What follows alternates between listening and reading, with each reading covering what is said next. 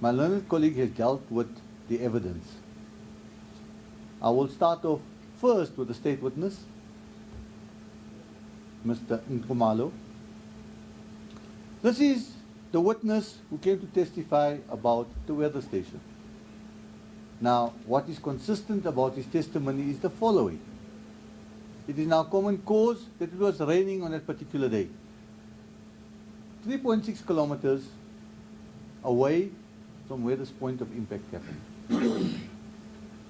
He testified that this period is normally the rainy season, and also he gave this court an in-depth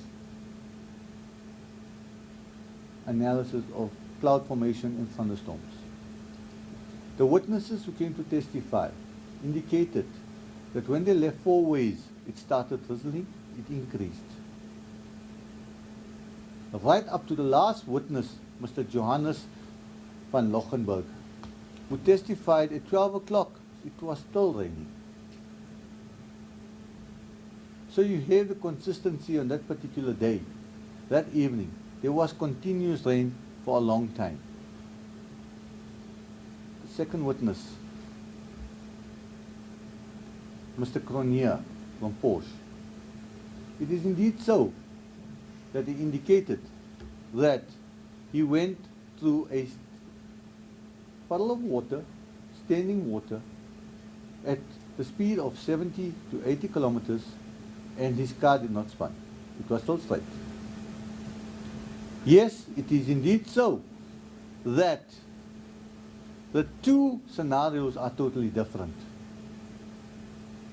In Mr. Cronje's circumstances, there was no rain. There wasn't an added obstacle that a driver had to go through. In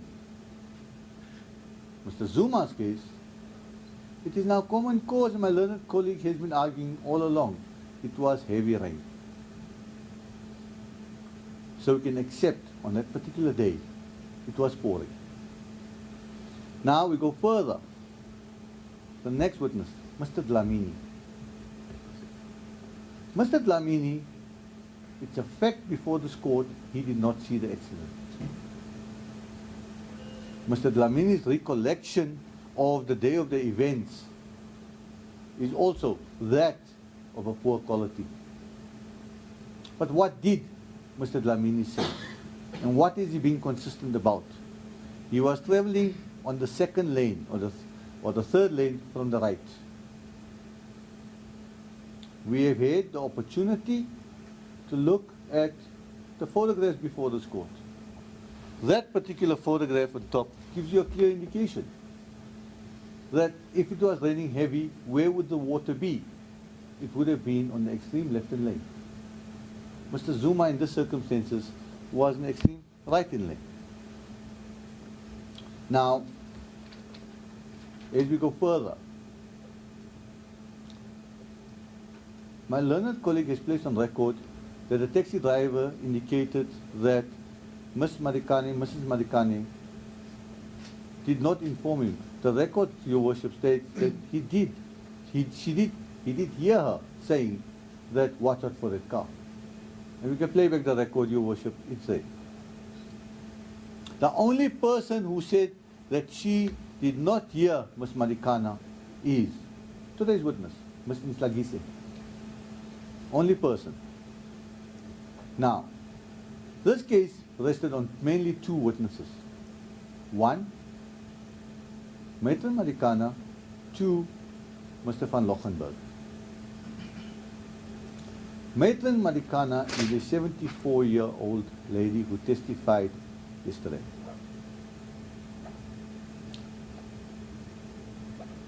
My learned colleague wants this honorable court to believe that she was a poor witness. I beg to differ. I think she was an incredible witness. And the reason I'm going to say she was an incredible witness is let us look at the totality of the evidence. You cannot choose evidence piecemeal. You have to look at it holistically. So what is the corroboration? One, she said she informed the driver to watch out for that car. Mr. Dlamini confirmed that. 2, that Janet Mashaba, the late Janet Mashaba, the late Pumzile Dube, were out of the window. That evidence was corroborated by today's witness, Ms. Tlagisi. 3, everybody knows in this court that Mr. Zuma drives a silver Porsche. Ms. Marikana testified it was black. Your Worship, I refer you to the photographs handed into court, and more specifically this photograph. If you look at night time, yes, Your Worship, it does not show any other color but a dark color. That is been handed in as an exhibit.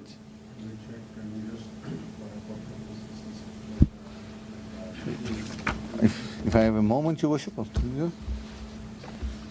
I think that's picture 20, Your Worship.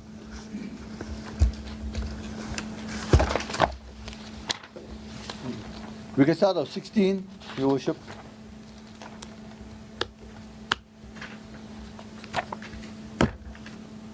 Now, she testified also that she's been observing this car on the right-hand side. My learned colleague wants this court to ignore her evidence as that of poor quality.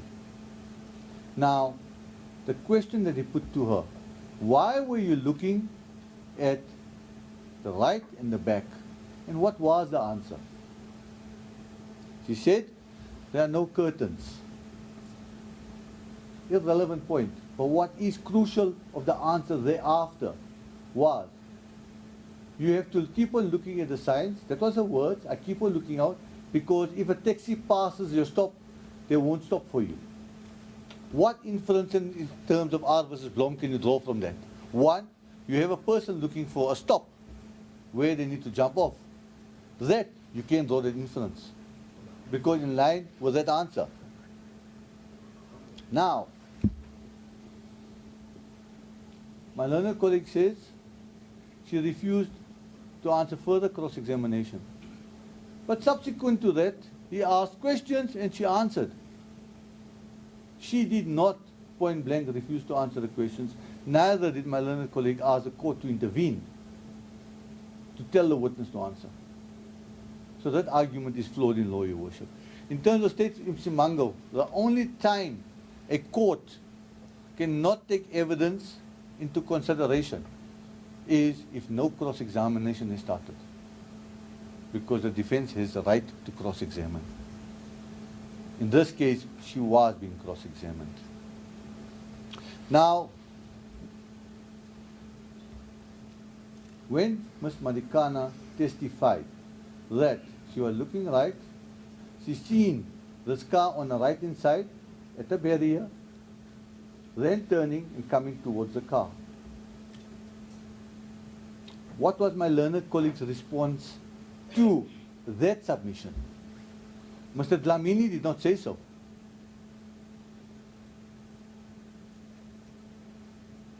Your Worship, that particular point is actually an undisputed fact. And the reason I say it is an undisputed fact, that no way did the defense say Mr. Zuma states that such. All right, so we come out of those representations being made at the Randburg Magistrates Courts for now. And we cross to my colleague Mbalenhle Mthethwa, who's been observing the state capture inquiry for us. Mbali, of course, lots going on there. Just tell us what's the latest.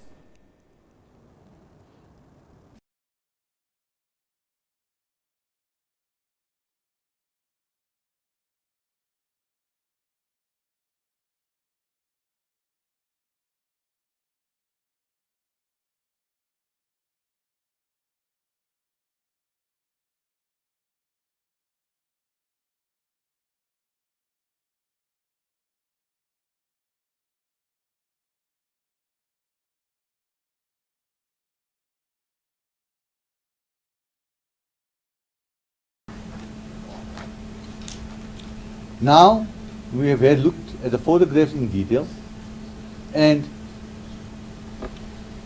our courts have ruled that experts are there to guide the court to come to a conclusion.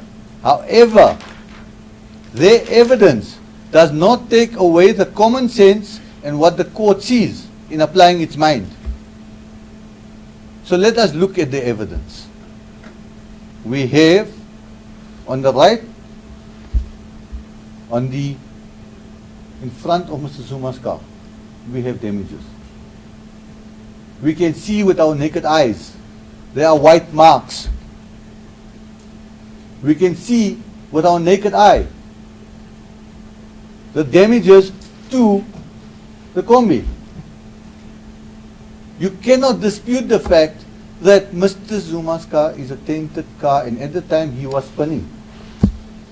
And as a result thereof, Mr. Dlamini testified that prior to this collision there were no damages on that side. You cannot lose sight of it. Looking at the back bumper, Your Worship, there is no marks of any that can draw, this court can draw any inference that that point is what actually knocked the taxi to lose its momentum. Now, we have 3 witnesses here before this court. This particular photograph there, Your Worship, I think it's photo 12. That's correct, Your Worship. They say a photo says 1,000 words, and that 1,000 words is reflected on these pictures. Those 1,000 words tell you what? If you look at the back of the Porsche, do you see any white marks? No. If you look at the Porsche in front, there is. Look at the 2 colors of the cars involved. One is white, one is grey. That this court can look at, because this court has the ability to see its real evidence. Now,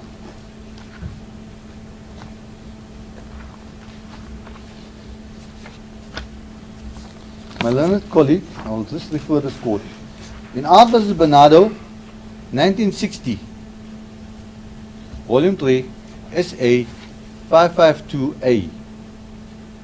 It was 1960, Volume 3, SA 552, the appellate division case.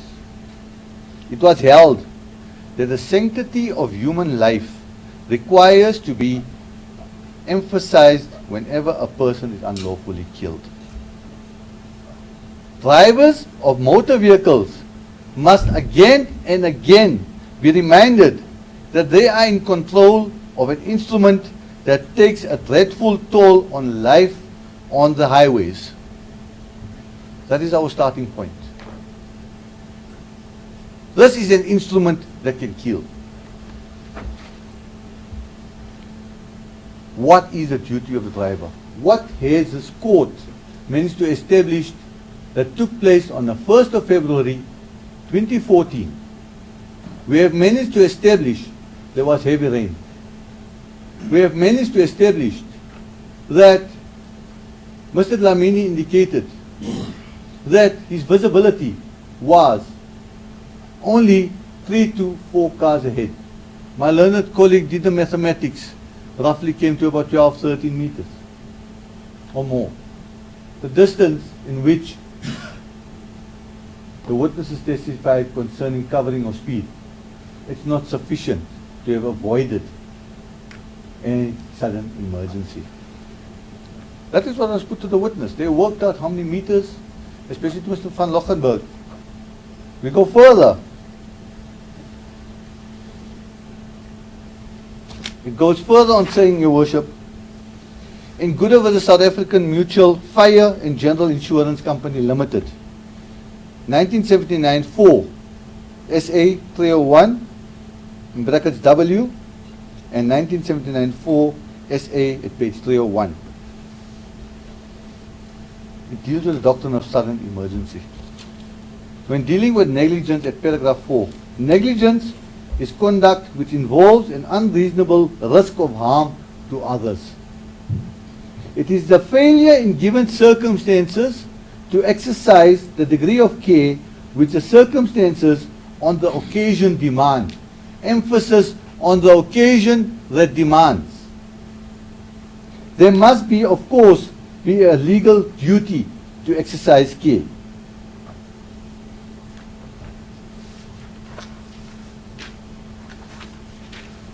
The duty of care involves doing or omitting to do something which may have as its reasonable and probable consequences to injury to others.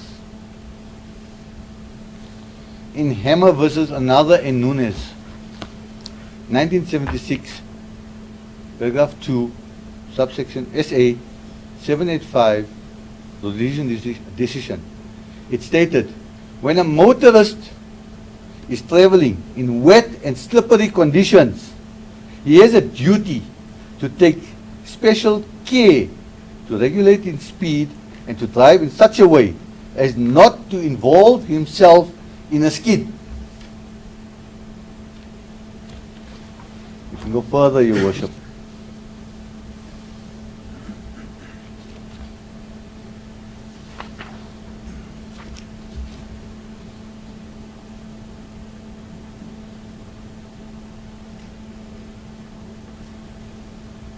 In State versus Outram, 1996, Volume 3, SA 501 T decision. It was held that when driving with dip lights on a rainy night, slow speed is called for.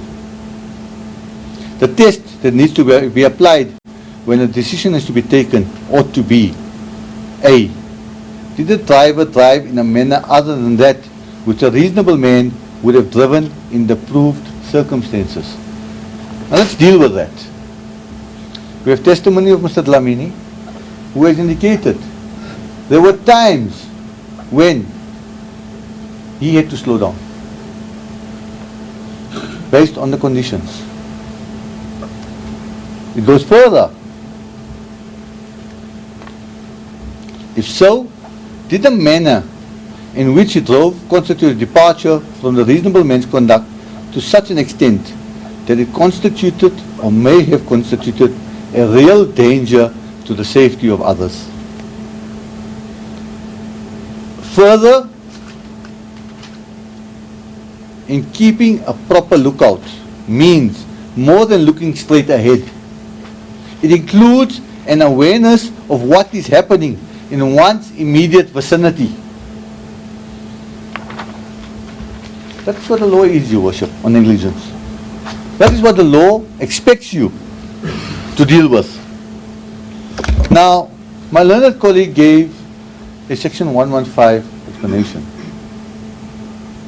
In his 115 explanation, he says this particular Porsche model is prone to aquaplaning. The court has a full citation in front of it. The court will look at it, Your Worship. It is not only a Porsche that is prone to aquaplaning. Each and every car that is built is prone to aquaplaning. The test to determine whether the accused is guilty of this offense or not is not whether he aquaplaned, is what did he do prior to that, based on the circumstances of the conditions of the weather and the road at the time. That is the test. It goes further. All cars develop regularly. They are improving daily. So my learned colleague's argument that yes, there is a gap in Porsche. Your Worship, there's been so many models of Porsche. At the end of the day, everybody develops and at the end of the day enhances a product to a betterment of somebody. So, yes, they have seen there's a problem with wet weather. They are now looking at innovative ways.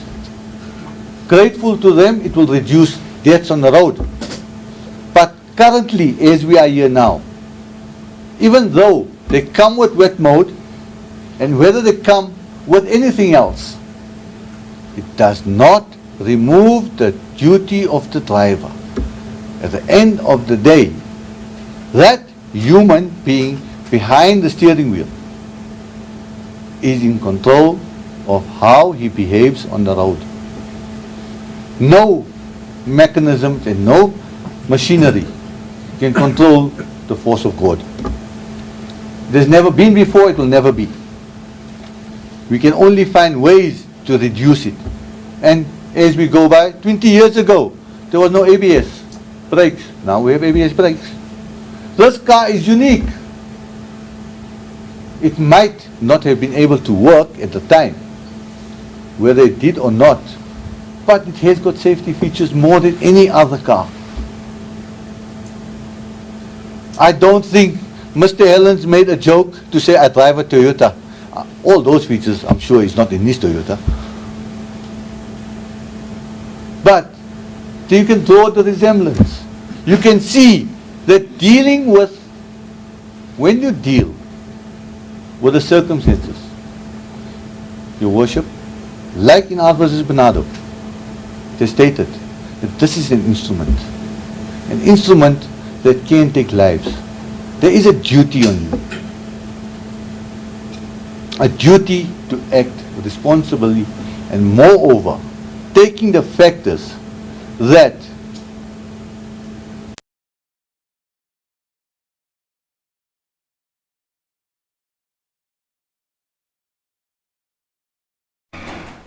Okay, so now we're going to proceed and try and get back to the Randburg Magistrates Court in a bit.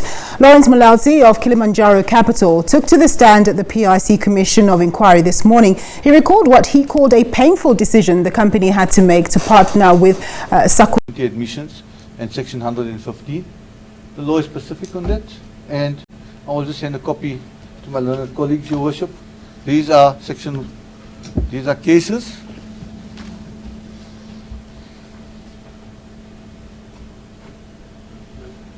whereby lives were lost, explanations were given, and the court has ruled that one must look at the circumstances. Now, credibility plays no function in this particular matter. But this court has been sitting here for 2 days, listening to all the witnesses. My learned colleague has been emphasizing on Matron Madikana's testimony with regard to how deep that water was. That in itself, one can know how bad those roads were on that day and how much more duty you had as a driver. Now, how do we test the reasonable man under such circumstances?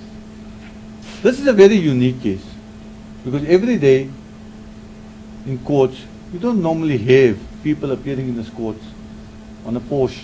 It's very selective. It's a selective few. It's a car, as Mr. Cronier has testified. It has a back spoiler, a front spoiler to control and hold the car down for speed.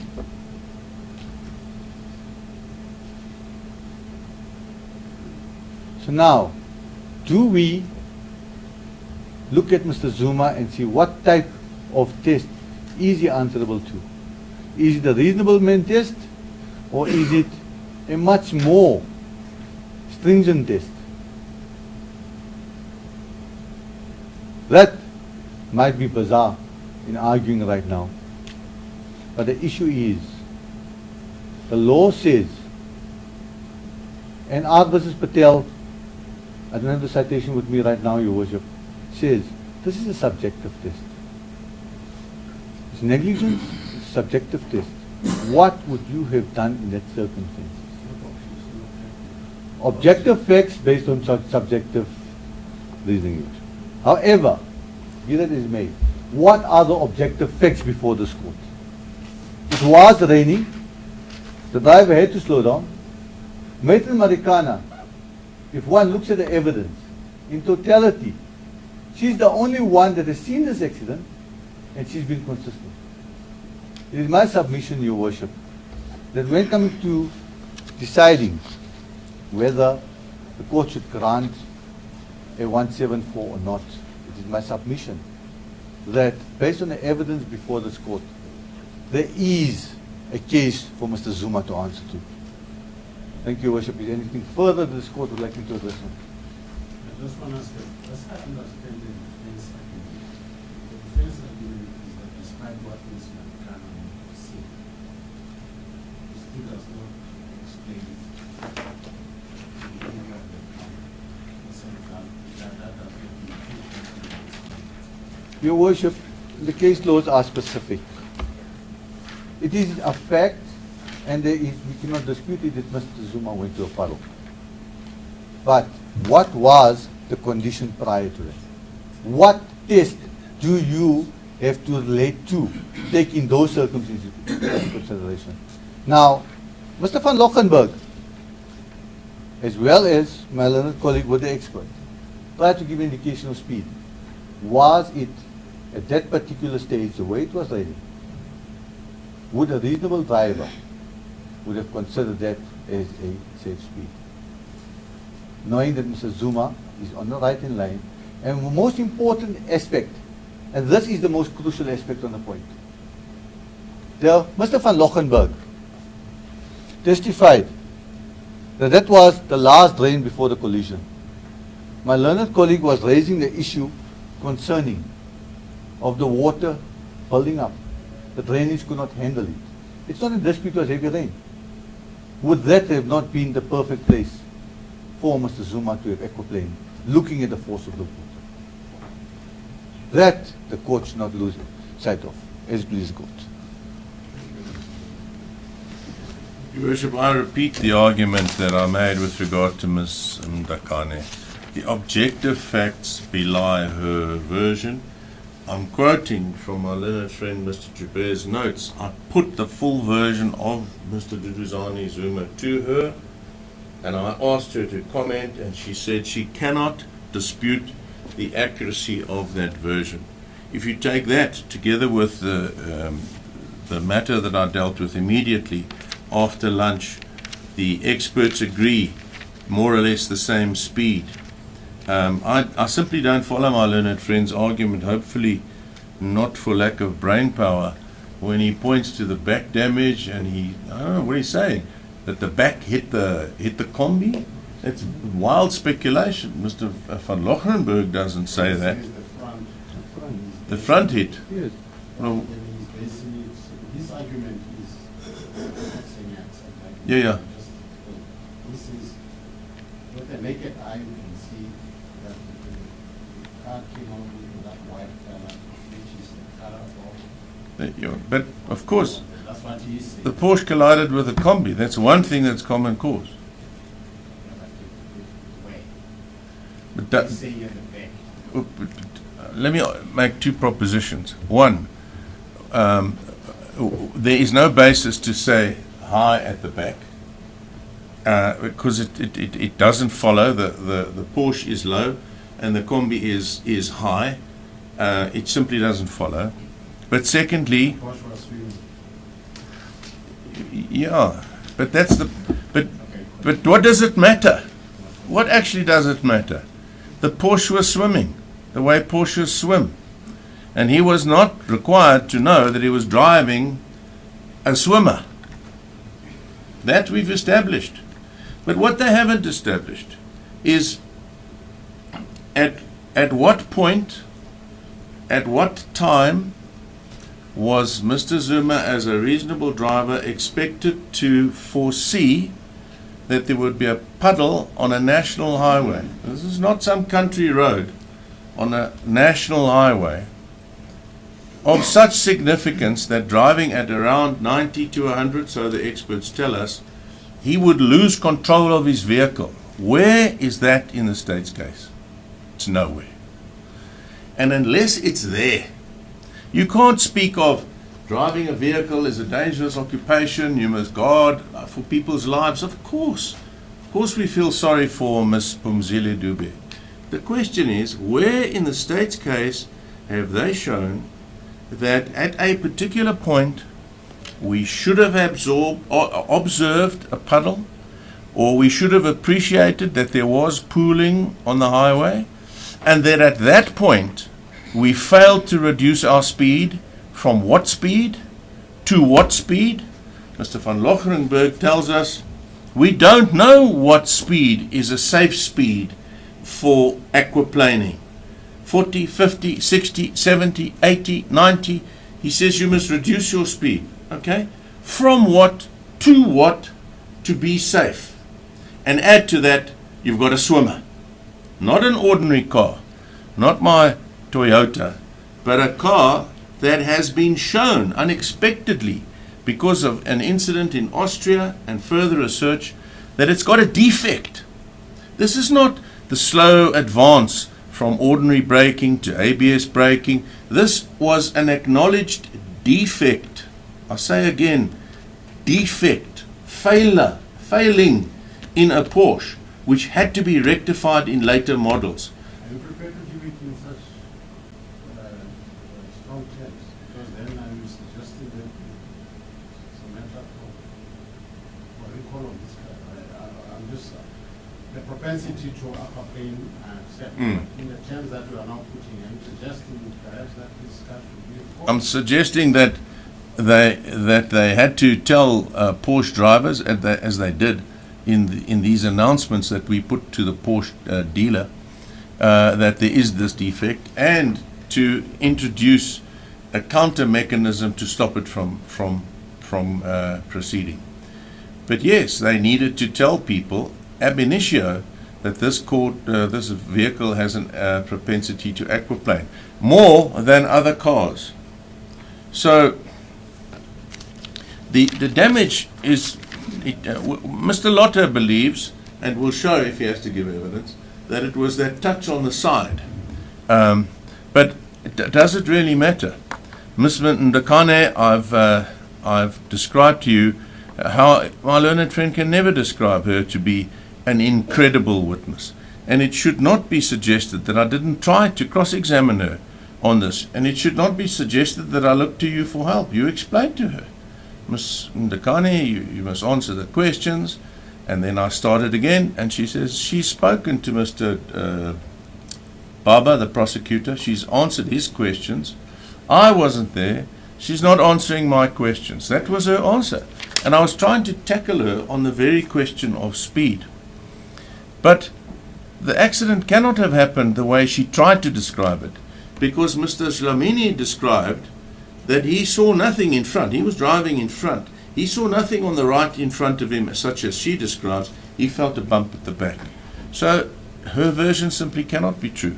Plus, as my learned friend Mr. Joubert says, I put the version to her, and she said, I don't disagree. I cannot disagree. Yeah.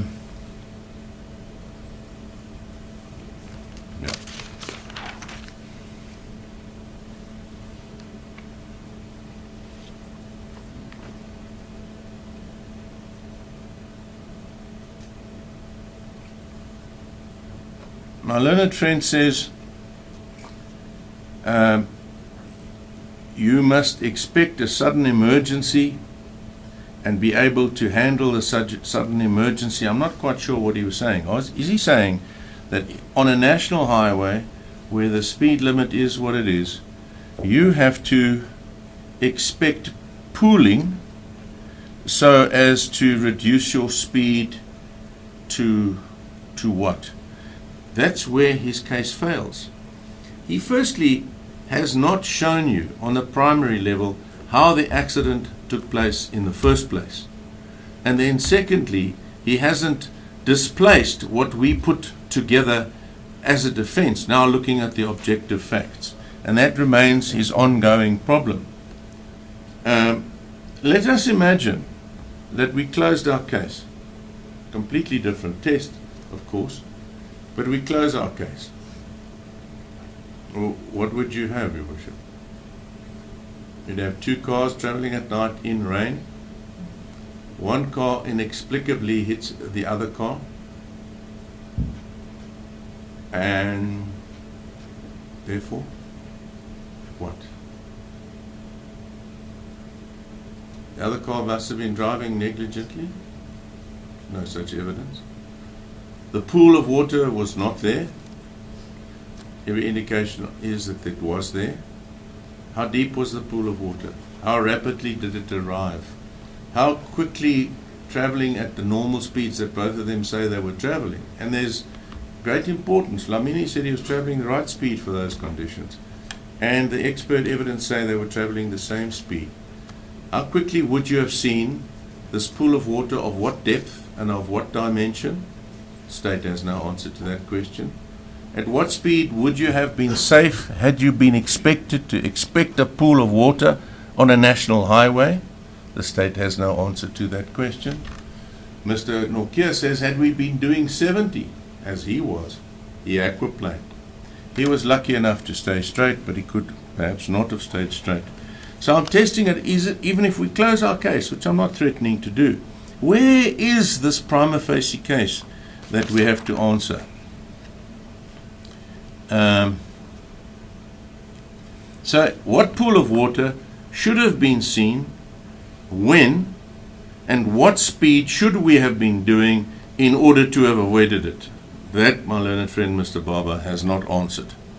He speaks theoretically about duty in the air.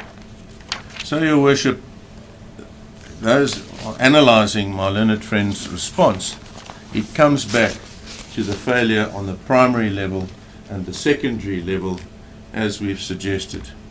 And if you sit back and say, well, if Mr. Zuma doesn't answer these facts, then he won't have answered a prima facie case. What are those facts? And it's those facts that are missing. It is that failure to show how the accident happened, where negligence played a role in how the accident happened, and to displace the version put forward in the section 115, where in effect no attempt was made, although advance notice was given, in the sense that these were the very live issues in the inquest proceedings. So no surprise was given to the state, and they didn't ask for an adjournment or a postponement in the face of the 115 statement. They knew what the issues were. So, Your Worship, testing on both levels, prima facie case to answer, or if we closed, what is it that your reasoning would be that we didn't answer? And you will find that there is no case that we were called upon to answer, which is why you should give the 174 discharge at this stage. Can I just check with my team? Apparently I'm done, Josh.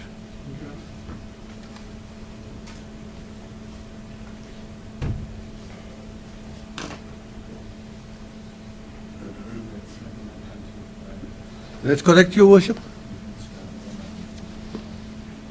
We all are available on Friday, Your Worship. Yes, we have reserved until Friday.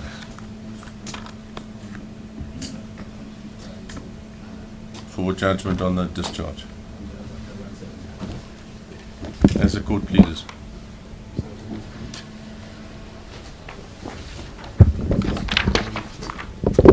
Until Friday, what day will it be? The 29th. 9 o'clock in this court 13. I want to be at court on that day.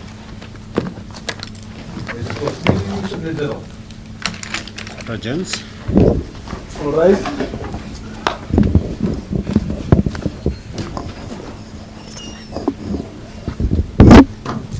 Friday. Focus on me, I'm coming. Focus on me.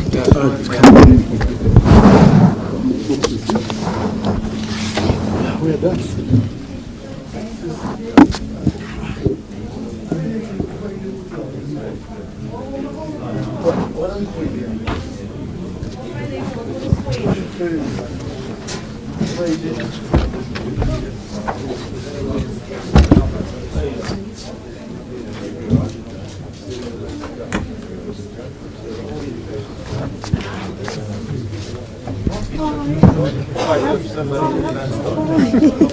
Okay, this is the one opportunity. Duduzane, how are you feeling? Obviously now,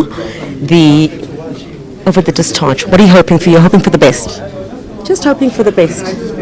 You're hoping for the best? Have a good evening, ma'am. Thank you very much, sir. Come here, decide my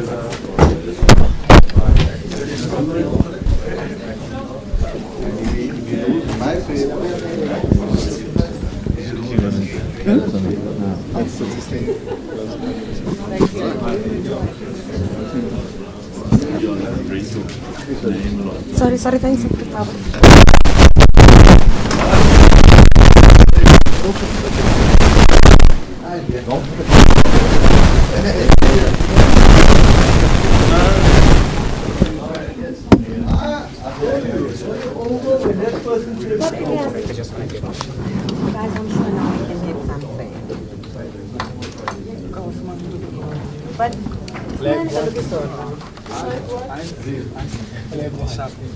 Yeah, Friday can be done.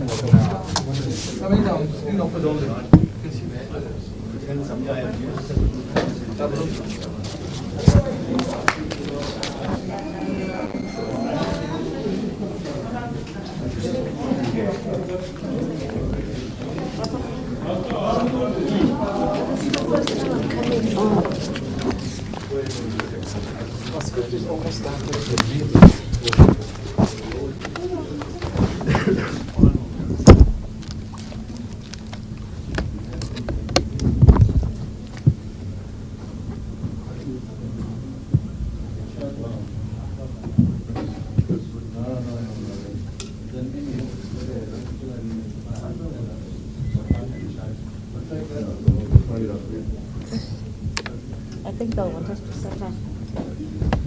Let's just check. Okay, judgment been reserved to Friday, ne?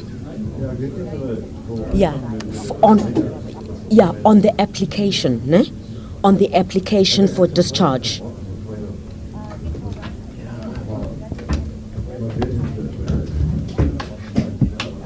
Yeah, in the application by Duduzane Zuma, by the former president's son, Duduzane Zuma.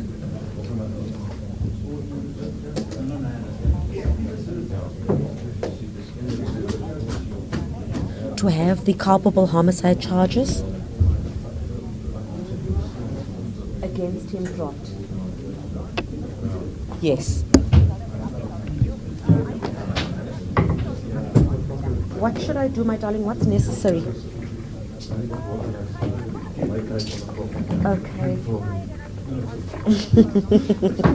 Okay, put the Zuma up sound. It should be okay. Okay, cool. Bye.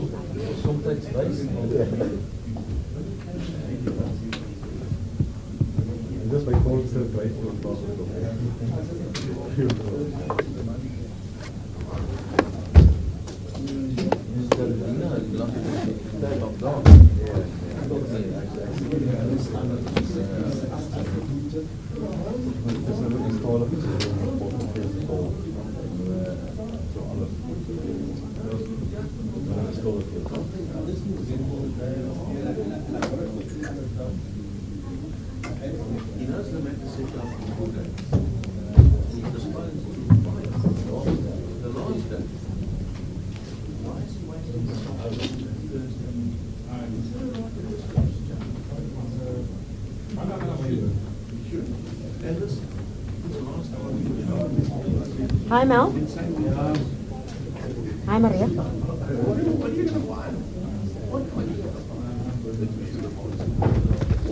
Yeah, judgment on the application by former President Jacob Zuma's son, Duduzane, to have culpable homicide charges